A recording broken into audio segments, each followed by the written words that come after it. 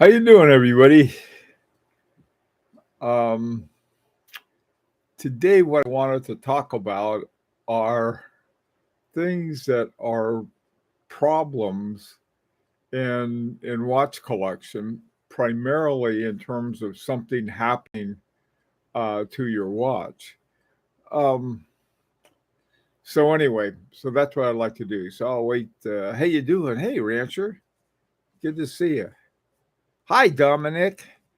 Dominic, we gotta talk. Hi. Oh, geez. Uh, I I'm working on a project, two projects. I haven't worked on a watch project for a while. And hey, neighbor, how you doing? And uh, you may wonder why I'm talking about why I want to talk about problems. I I was working on my quote brigade watch. It's got a brigade fonts on the dial and it's got hand. It's got a great dial. I was looking at it. I got it on sort of a little package that I got for 64.97. Well, anyway, getting everything, having a heck of a time putting the second hand on as always, and then I found out that the movements wouldn't work. So I had to order a new movement that I just got an email that is coming on tomorrow. So I'll get back to work on my brigade project. But at the same time, I've got my residence project going.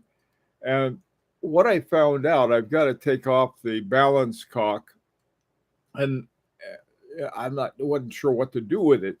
Well, I have this little balance holder, and it looks like one of those old-fashioned things that you'd put notes and receipts on. Is sort of uh, a base with a spike on it. And you just put those things on. That's pretty much what a movement holder looks like. I'm thinking that after I'll get one of them is arriving today. I'll get it today so I can go back to work on the project. But I'm thinking, heck, I can get a block of wood, pound a nail through it, and set the old thing up on that. So anyway, so I've got. I was thinking about you know how many how many how many movements I've broken while I've been working on them, and I thought, well, I'll talk to everybody about what kind of things concerns you. Hey, Junior, good to see you. Um, Anywho,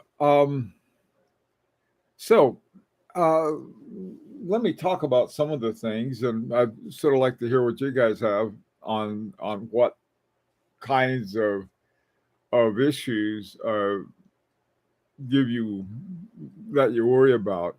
If I'm ever out of town, obviously I worry about the watches that I leave behind, and so sometimes it it's not much of a worry because I put them in the bank vault. I just take them down to my bank and put them in the lock them up, and the bank locks them up. And so, but I'm afraid that if somebody broke in and say, "Well, we want to find this watch or that watch," and tear the place up trying to find watches that are in the bank. But it's such a hassle every time I put them in a safety deposit. So if one of us are here, usually, you know, it's the kind of neighborhood where people pretty much know everybody, so very low burglary rate. But that's one of the things.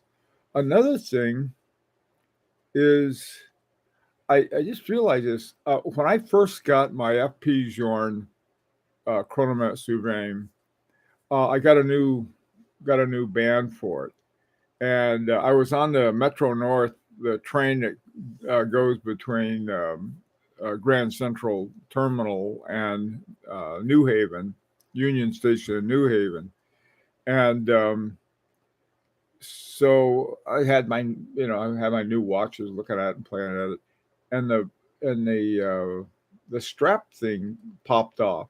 Now the new strap had been put on by somebody working at FP Journe's, and so I was like, that thing hit the floor. you know, that those kinds of things. So now I don't care what the deal is. If I have a watch, I'll yank on that thing, make sure it doesn't pop off. So security is a definite concern. Yeah, that's exactly right. There's also too, um, I know this one guy was telling me, it really scared the daylights out of me. He had a brand new automobile, and he was at a hotel, and he had it in the room safes. I don't know if you've ever put your watch and things like that in a room safe. I use them all the time because if I go somewhere, I don't want it, and somebody somehow broke in and stole it from the room safe. Some people I've talked to say, well, if you bring a watch roll with you and you go to a hotel and you're not too sure about your watches being stolen from your room, you can take it down to the hotel safe in the lobby. Some people do that. I don't. I like to keep it in any safe, but I usually only have two or three watches that I'll bring on a trip. On a longer trip, it's usually just like one watch, for a quick trip somewhere. But I always like to have a couple of them with me. Um, Hi, Andreas. Hey there, ugly duckling. How you doing, man? Anyway, um, okay, let me see. Another thing. This one guy told me it was interesting. He he said I he doesn't like really good expensive watches because he says he's clumsy. He said I always bang it against a wall or something like that. I can I can see that. That's happened to me. I don't know anybody who doesn't wear watches a lot that they can whap it into the wall every now and then. So, there's there's that. Um, another thing, this is funny. Um, a lot of people buy insurance. Insurance for watches is really expensive. We've got homeowners insurance, and that's part of that. But I'll tell you, if somebody stole all my watches, it wouldn't hit the insurance.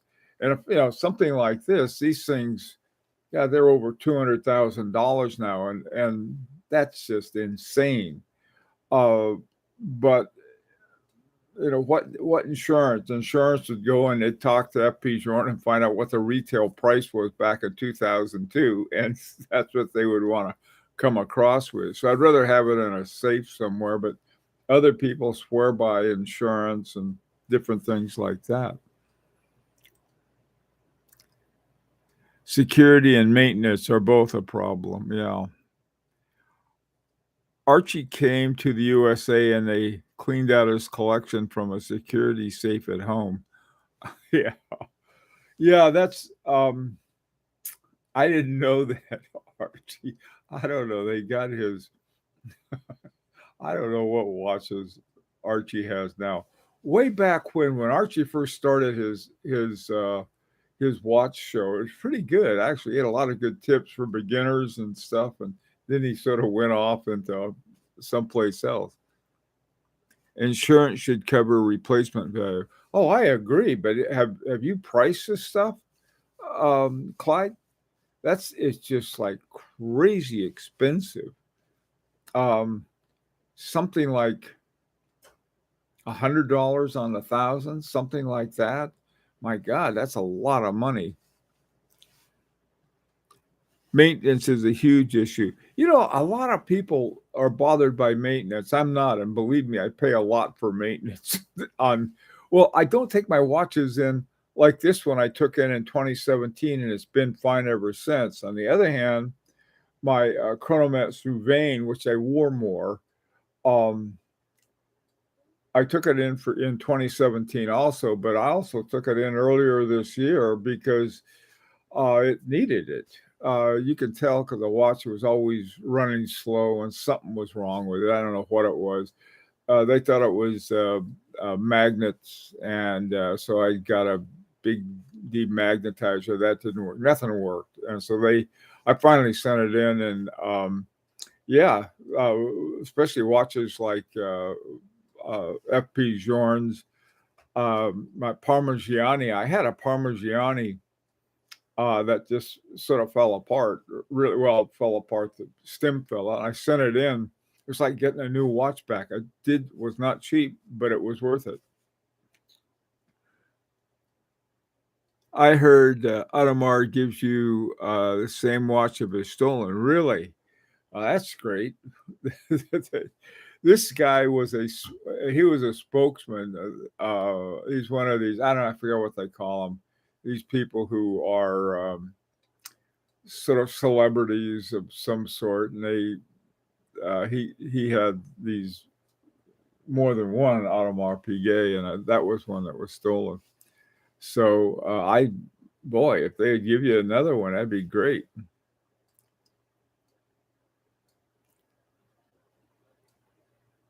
Yeah, like I said, maintenance, taking a watch in for maintenance. Of course, if a watch is losing or gaining a lot of time and it's a cheap watch, I'll do it myself. I'll go in there with my toothpick and change the regulator.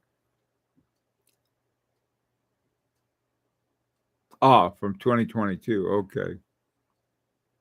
Then I go to AP and let the safe leave the safe open. Okay.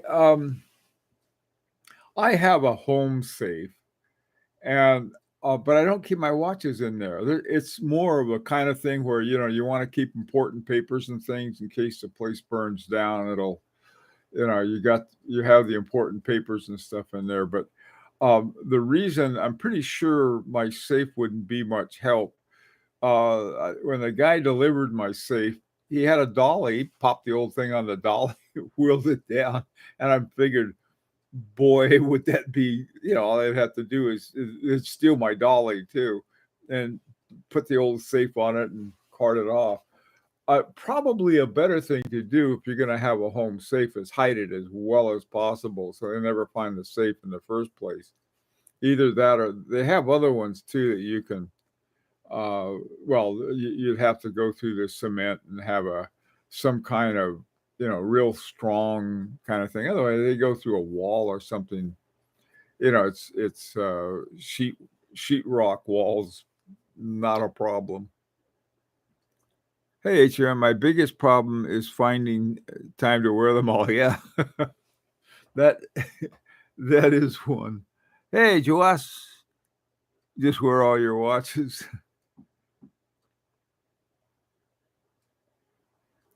Yeah, I keep telling myself, and anybody else foolish enough to listen to me, that I take, I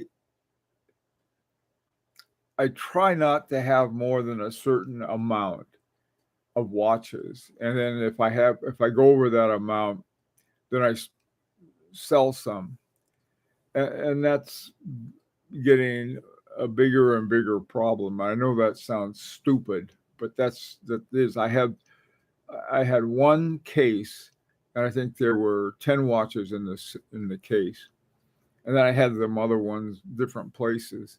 And then what happened was that I ended up, I had to get another case, and now I've got 2 cases.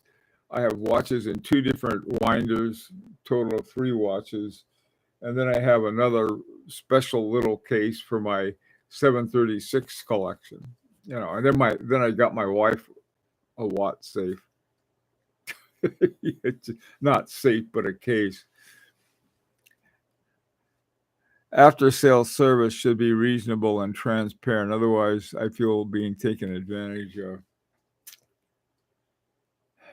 Yeah, I bought a watch from Govberg, and it was either Govberg or that online thing they have, and there was a problem with it, and I sent it back, and they serviced it and sent it back to me. That's the kind of thing, Dom, that I do appreciate it. Most of the places, most of the places I buy my watch get raided shortly thereafter. No, I have I don't know. I've got a watch now that's probably going to cost me an arm and a leg. My Chanel, I got it not too long ago, and I didn't even look at the warranty that the watch shop I had. Maybe they'll honor. I'll see what happens. But I wasn't about to send that watch back to the watch store. I had it and have somebody who wasn't, uh, like, hey, you got a Romain Gauthier movement, basically. He did a lot of the design, but the big thing is that most of the parts, in fact, maybe all of the parts, are from Romain Gauthier, and that was one of the reasons that Chanel bought into his company, is because he made all of his own parts, which is unusual. I know that Agenor gets its parts from different places. For example, they get the hairspring from Straussmann, or it's a Straussmann hairspring and balance wheel, which is from Precision Engineering, which is H. Moser. Um, and I know that because I ask about those things, and so I know that you can't just take a watch. Somebody, you have a guy who's an honest and a decent AD, or just a watch dealer, and he's got this guy named Joe, and Joe will take care of everything for him in terms of taking care of watches. Some of these watches, though, man, they go back to the source. My FP Jorns, any kind of maintenance on, for example, I've got that double hairspring. I can't. There's one place I can send it, and that's back to Switzerland if it needs maintenance. So yeah, that can get, if you have somebody, I just don't know what the deal. I have no idea what it's going to cost me when I get that Chanel back, that Monsieur back from Switzerland. It's I better I'm saving now. Put it that way. Hi Koto, how you doing? My problem is that I wear like six. Yeah, well, one of the things I've become more comfortable doing, I'll put on one watch in the morning, and by evening I wore two or three other ones, and I sort of like that. I have, because then I don't have to feel it. Right now, I got, so the deck is cleared. Um, I keep my, I don't know what I did with it. Um, I have this little stand that I put my Larique on, and when the Chanel went to back to Switzerland, I had an opening in the box, and so it went into that. How you doing, Brian? Hey, Boston collector. Andreas, buying always the same type of watch on my side. I have too much steel watches with black dials, and I always buy the same type of watch. So no diversity. You know, I I'm always what comes to mind on something like that, Andreas. There was a guy that I knew who collected these little Tag Heuers, and it was part of a sub collection they had, and they were all these different colors. He just liked to collect all the different colors. So, whatever, I have black dial watches, but my hesitation about black dial watches is often visibility. I have a harder time reading a dial unless there's really big white fonts on top of the black dial. Black dials are really very pretty dials. I mean, they're used. I associate them with more formal watches, but you look at sports watches and divers, and a lot of them have black dials. So it's the kind of thing that whatever you like. Um, Now what I'm doing is that, since I've got everything out right now. I've got we're working on our second LaRique watch, and that's going to cost. And then we got the third one on deck, and that's going to cost. And so I'm saving all this money if I can't afford any other watches. And so I'll go buy some parts, break them. I don't know. Oh, how you doing, Billy Lau? I agree. Other than an ETA or Salida, I would use the manufacturer for service. Yeah. Well, no, mine are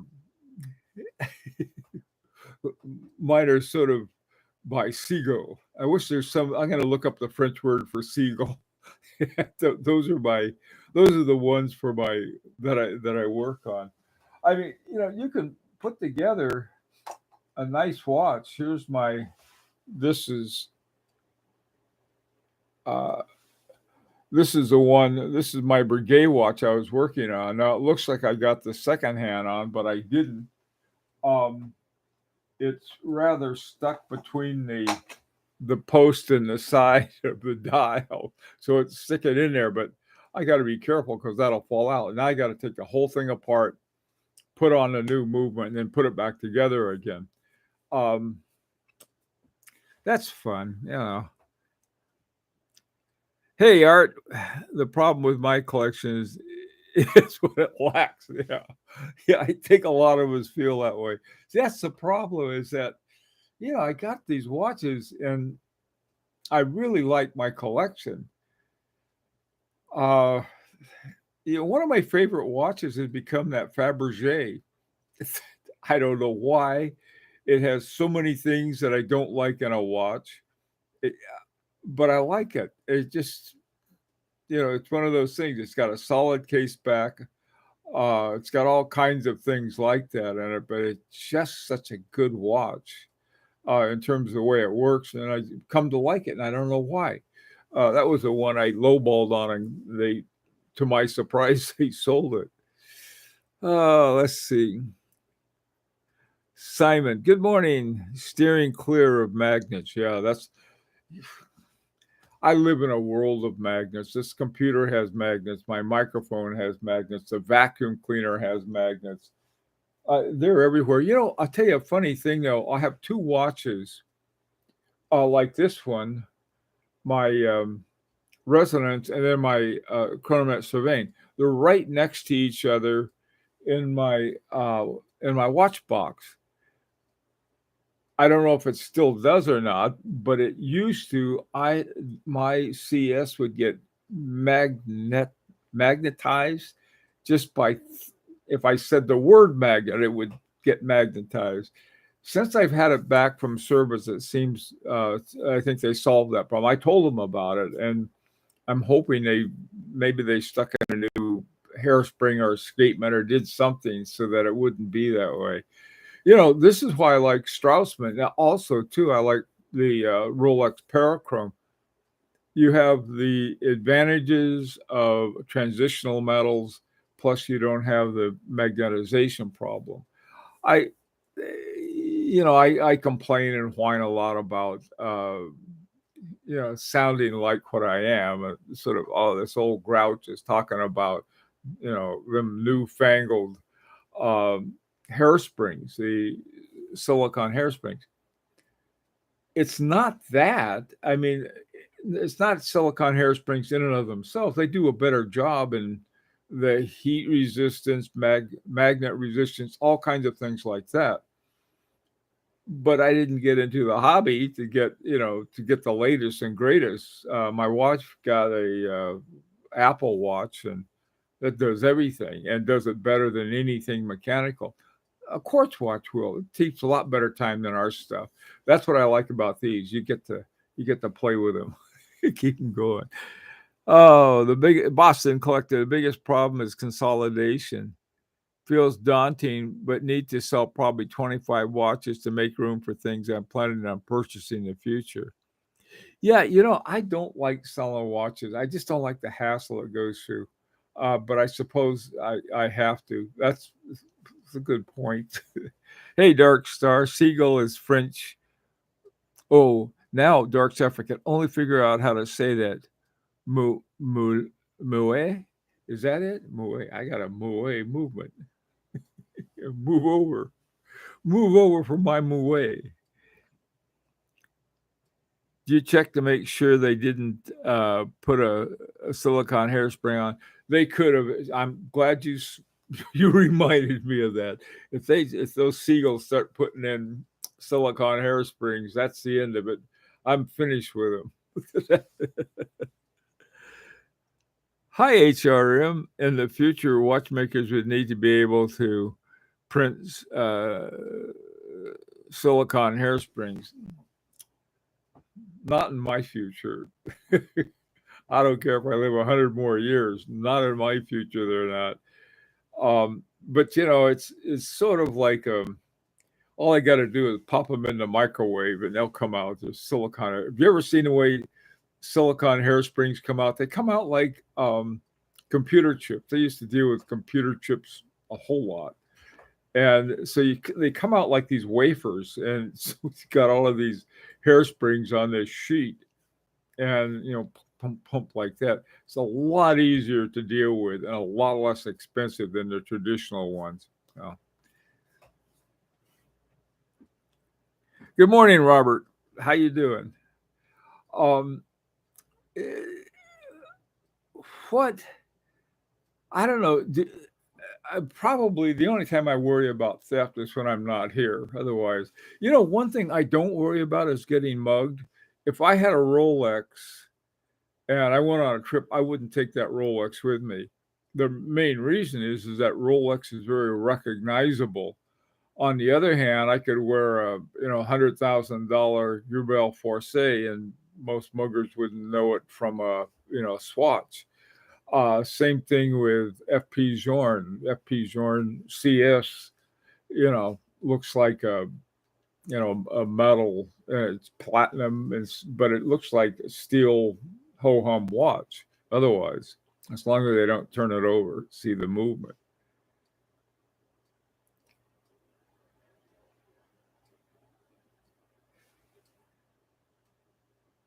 A Nirvox 1 over silicon. I think that's what FP Journe uses. I think is the hairspring they use. I think. I could be wrong. I was some time ago. This is funny. Some time ago, I talked to guys at Agenor, and they were using Autoculpa hairsprings and balances, which are really excellent ones. They're part of the vertical Parmigiani at Sandoz Family Foundation. And I had mentioned to him, I said, why don't you use, why don't you get a Straussman hairspring? And now they're okay. Now that's all they use. And it wasn't because of me. Believe me, it was because of the some arrangement that they have set up with H. Moser. Now H. Moser owns some share of them, but they don't tell them what to do. They simply say, we want this movement. Now the movement they have too is that they work a lot. I mean, H. Moser has precision engineering, and so it's not like they lack anyone, but they would, you have something as daunting as the Agenor chronograph, the Agengraph, then you're gonna set up a deal with someone. Same thing with Chanel and Romain Gauthier.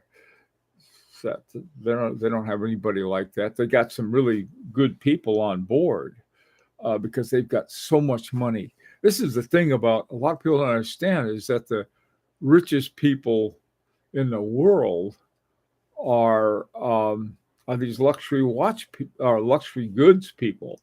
The guy who's the head of Louis Vuitton, LVMH, when somebody, who was it? Elon Musk bought Twitter.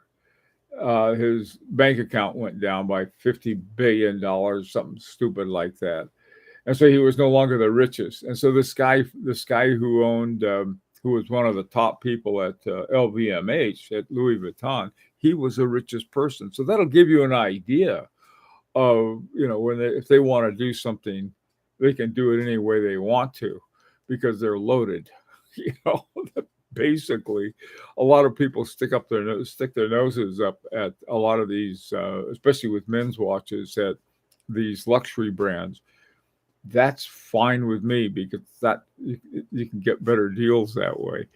But I think that's changing, unfortunately. Oh, hey, HRM, give me a. Yeah, I agree with that. According to the London watch collectors, some watch thieves are now being trained to look for more niche brands as well. Ah, rats. They are not allowed on my on this channel. We'll put it that way. He had a talk with a local police chief. 6,000 watch robbers. That's one thing I spent a lot of time in England, and my son's did all of his graduate work over there, and they have very low violent crime rate. But boy, the burglars, they got lots of burglars. If you want a good burglar, go to England. They know they're burglars.